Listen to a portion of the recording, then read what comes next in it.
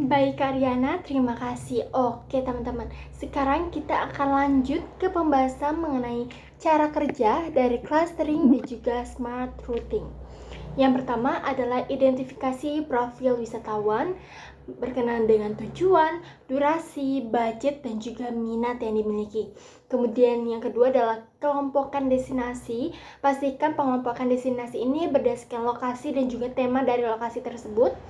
Ketiga adalah susun urutan rute, biar rutenya itu tidak bolak-balik atau satu jalur ya. Kemudian yang keempat adalah uji logika itinerary. Jadi setelah kita sudah menyelesaikan itinerary-nya, kita perlu untuk uji coba atau uji kelayakan secara langsung. Apakah itinerary ini sudah sesuai, sudah baik atau belum. Kemudian kita masuk ke studi kasus dari clustering dan juga smart routing. Kita baca dulu dari profil wisatawannya. Ada 6 orang wisatawan yang akan melakukan perjalanan ke Jogja selama 3 hari 2 malam, yang mana kemudian mereka akan mengunjungi destinasi wisata dengan tema budaya, kuliner, kemudian budgetnya menengah dan menikmati sunset. Selama berkunjung, mereka akan menginap di pusat kota Yogyakarta. Kemudian destinasi yang nantinya akan mereka gunakan atau mereka kunjungi adalah Hutan Pinus, Tebing Breksi, Sono Budoyo, Parangtritis, Prambanan, Keraton, Taman Sari, Puncak Becici, Malioboro, dan terakhir adalah Candi Ijo.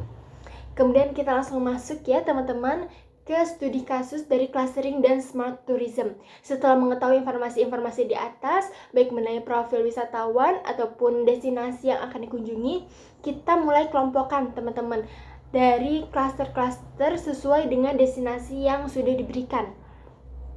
Yang pertama ada klaster kota. Kenapa? Karena di sana disebutkan kalau ada destinasi berkaitan dengan Keraton, Taman Sari, Malioboro, dan Sono Budoyo, yang mana 4 destinasi ini ada di kota Yogyakarta.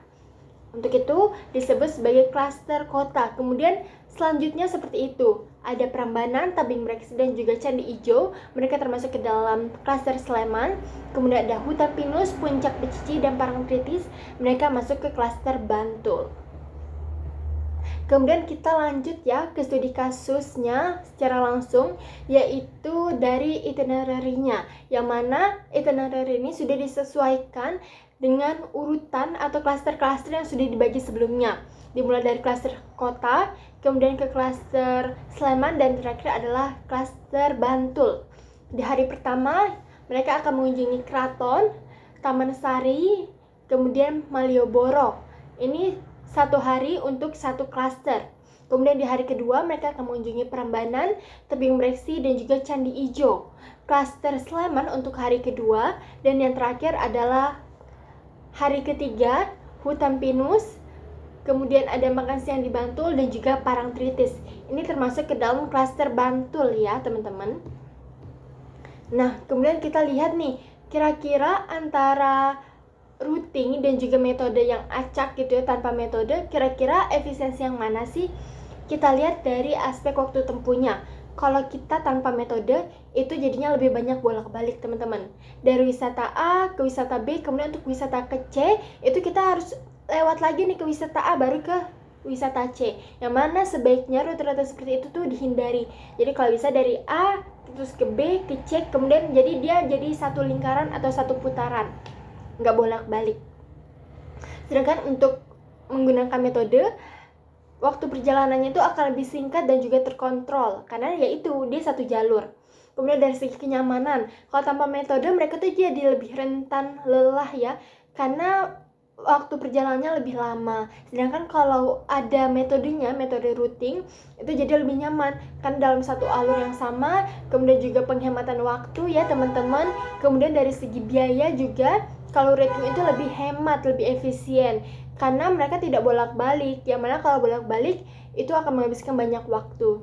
Kemudian dari kualitas pengalaman yang didapatkan juga dengan kita mengadopsi teknik atau teori routing, kualitas pengalamannya itu akan lebih kuat, lebih mendalam lagi, seperti itu. Karena kita fokus sesuai dengan klaster-klasternya. Nah, dari penjelasan di atas, apakah dari teman-teman ada yang ingin bertanya atau diskusi? Kami buka sesi diskusi dan juga pertanyaan untuk teman-teman semua ya. Dipersilakan untuk bertanya.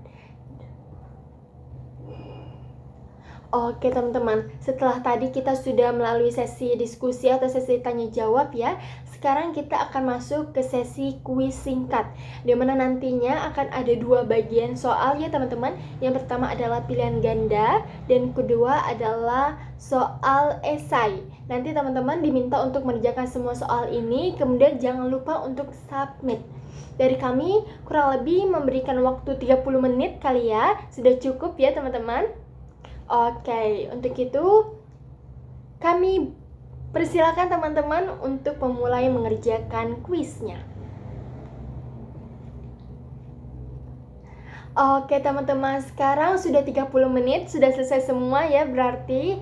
Nah, untuk itu aku, Kak Naila dan juga Kak Riana, kami mengucapkan terima kasih atas perhatian teman-teman semua. Semoga materi yang telah kami sampaikan dapat menjadi wawasan baru ya mengenai pengelolaan dan juga penyusunan itinerary, yang mana harapannya ketika teman-teman melakukan perjalanan nantinya rutenya tidak bolak-balik atau satu arah, yang mana lebih menghemat juga ya dari segi biaya. Oke, kalau gitu kami ucapkan terima kasih dan sampai jumpa teman-teman.